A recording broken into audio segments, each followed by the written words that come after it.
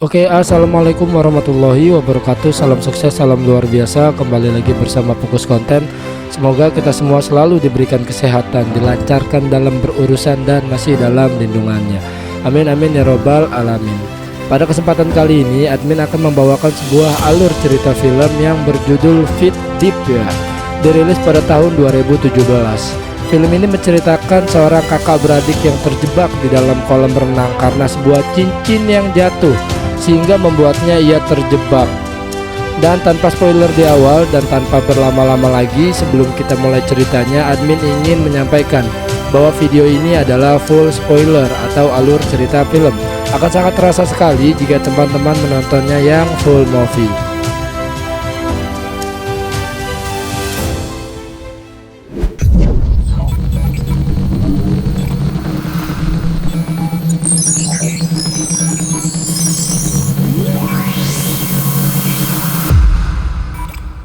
Di awal film kita diperlihatkan wanita cantik yang bernama Bri. Bri adalah sosok wanita penyabar, positive thinking, dan agak semok juga ya.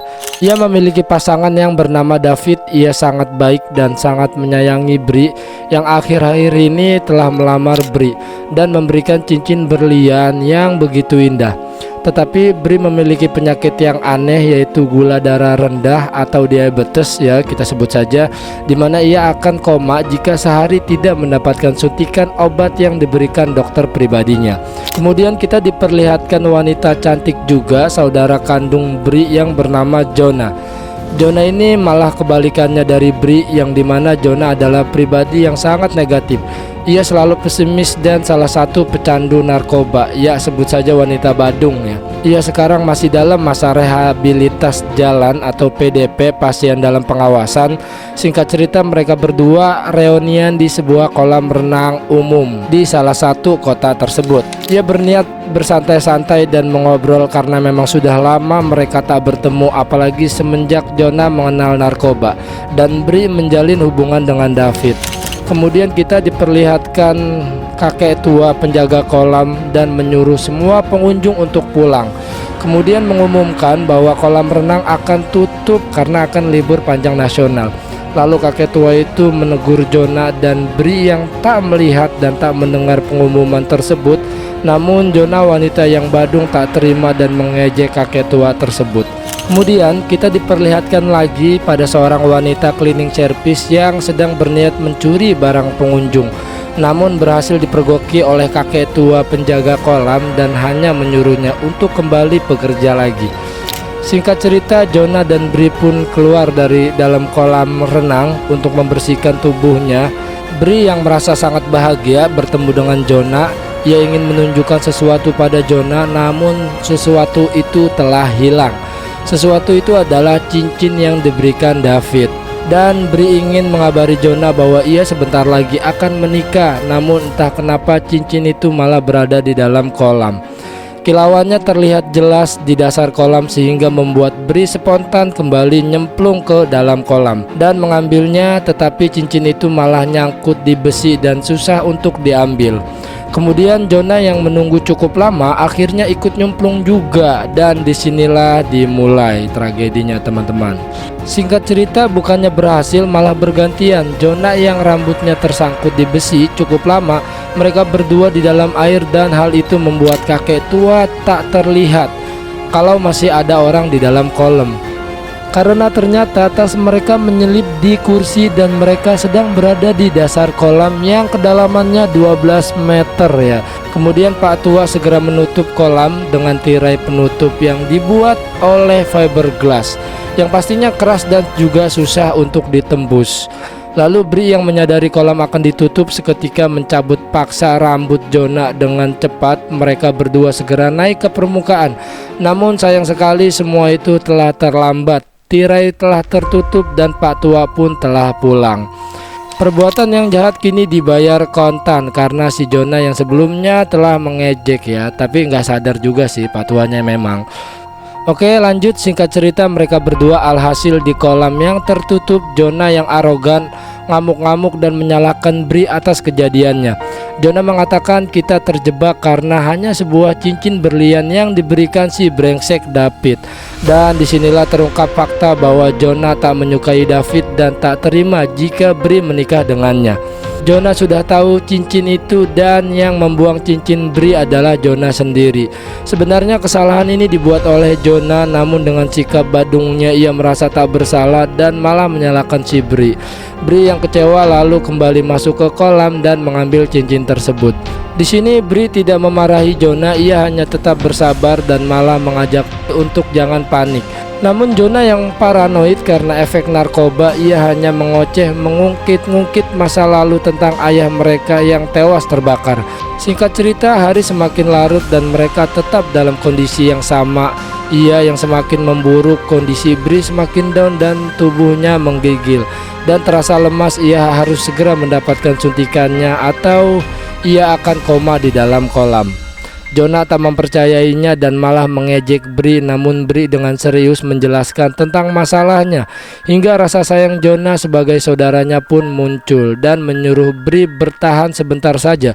Ia akan melakukan sesuatu untuk keluar.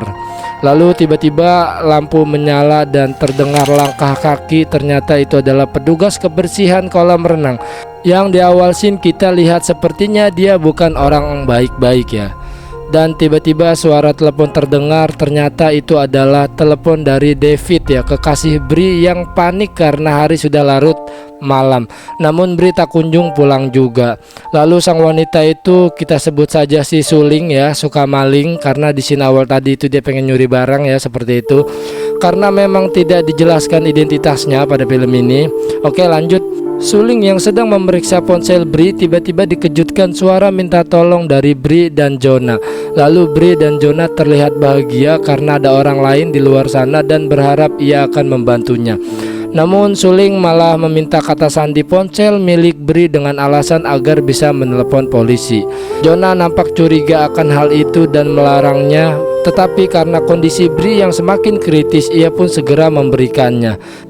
Dan benar saja firasat Jonah, Suling yang suka maling bukannya membantu tapi malah tertawa keras dan membacakan chat David yang mencarinya yang bertuliskan, "Kenapa kau tak pulang sayang?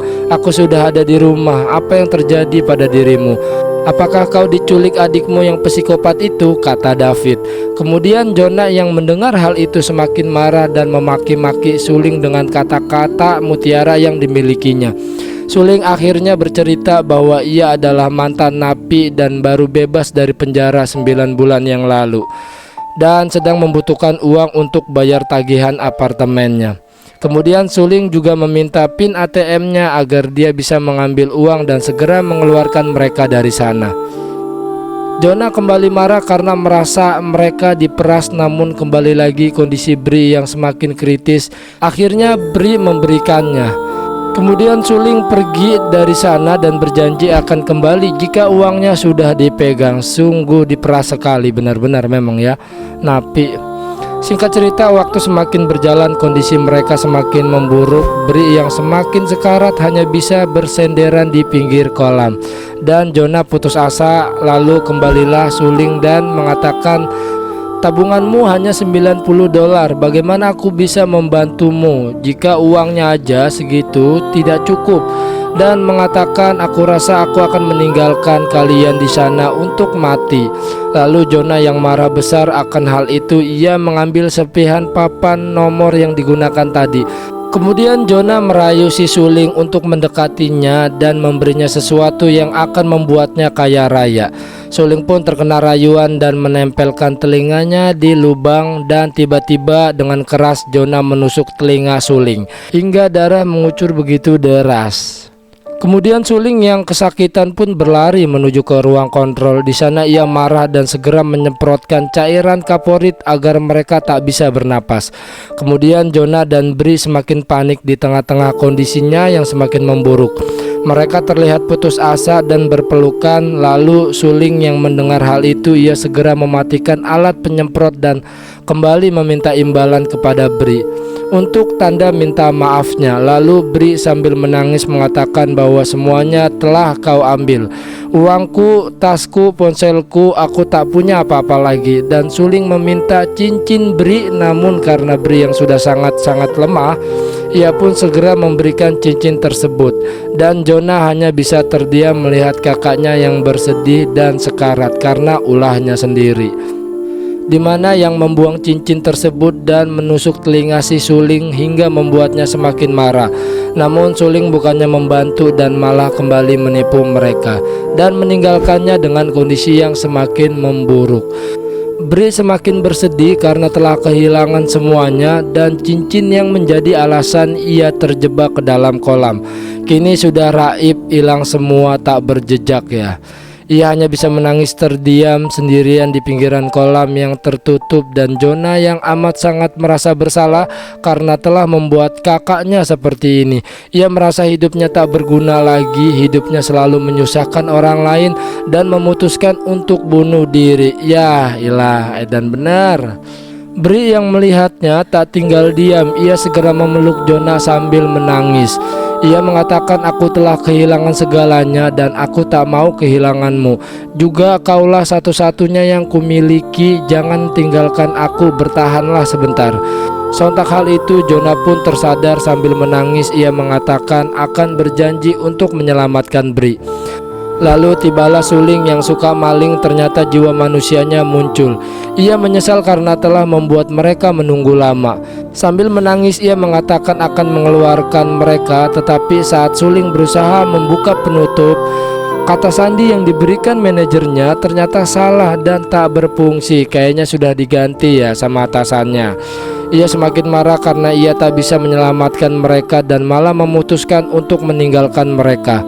Karena ia tak bisa menelepon polisi. Jika ia menelepon polisi, maka polisi akan menangkapnya kembali dan memasukkannya ke dalam penjara. Dan lagi-lagi mereka dibuat kecewa oleh Suling karena dari awal mereka hanya dijanjikan akan dibebaskan. Semua itu hanya mimpi yang tak kunjung terjadi. Lalu Bri kondisinya semakin kritis. Ia sangat lemah sehingga akhirnya si Bri koma dalam keadaan di dalam kolam. Dan disinilah Jonah yang melihat kakaknya sekarat dan tak berdaya. Ia tak mau melihat kakaknya meninggal di dalam kolam dan segera mencari cara untuk mengeluarkannya. Lalu ia seketika sadar untuk mengambil besi di dasar kolam dan menghancurkan penutup tersebut.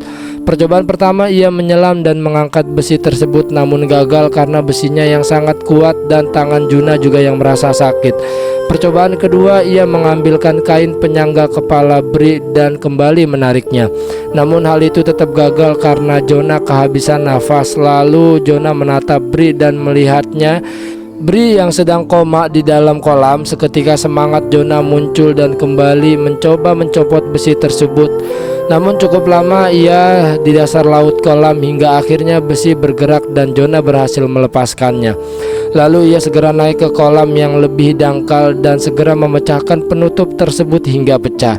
Raut wajah bahagia tampak muncul di wajah Jonah. Ia segera mengikis satu persatu serpihan penutup hingga membuat tangannya terluka cukup parah. Namun karena kondisinya yang memang urgent, akhirnya semangatnya memuncak untuk menyelamatkan kakaknya lebih tinggi daripada rasa sakit yang ia rasakan saat ini. Hingga akhirnya mereka berdua berhasil keluar dari dalam kolam. Tampak darah Jonah berceceran dan Jonah segera menyuntikkan obat milik Bri. Kemudian kondisi Bri sedikit membaik, namun masih dalam keadaan setengah tak sadarkan diri. Tetapi tak hanya di situ, tiba-tiba muncullah Suling dan menodongkan sebuah pistol ke arah mereka. Dengan menangis Suling takut jika mereka selamat, mereka berdua akan melaporkannya ke polisi. Ia tak mau lagi masuk ke penjara karena menurut baginya itu sangat keterpurukan. Suling sebenarnya orang baik, hanya saja ia terdesak akan tuntutan ekonomi dan memutuskan untuk bertindak kejahatan. Lalu Jonah sambil menangis ia memohon, ia berkata, jangan bunuh kami, kakakku sebentar lagi akan menikah. Aku ingin melihatnya bahagia, dialah satu-satunya yang kumiliki di dunia ini. Mohon tinggalkan saja kami dan kami tidak akan melaporkanmu ke polisi. Dan tampak raut wajah tiba-tiba muncul di muka Suling. Ia pun akhirnya mengembalikan semua barang milik Bri, terutama cincin berlian milik Bri. Lalu Jonah segera menelepon polisi dan menyuruh Suling segera pergi, dan tak lupa ia berterima kasih kepada Suling karena telah membuatnya tersadar. Dan film pun berakhir, teman-teman. Oke, pelajaran yang bisa kita petik dari film ini: sayangilah keluargamu, jangan sia-siakan mereka, karena merekalah satu-satunya tempatmu pulang dan mengadu. Karena benar, harta yang paling berharga adalah keluarga. Oke, segitu saja dari Pukos Konten. Film ini diberi ranting untuk IMDb 5,4 dan admin akan berikan 6.0. Oke, segitu saja ya. Kurang lebihnya dimohon maafkan bila ada perkataan atau kesalahan dalam video ini. Akhir kata saya tutup. Salam sukses, salam luar biasa. Assalamualaikum warahmatullahi wabarakatuh. Semoga terhibur, teman-teman.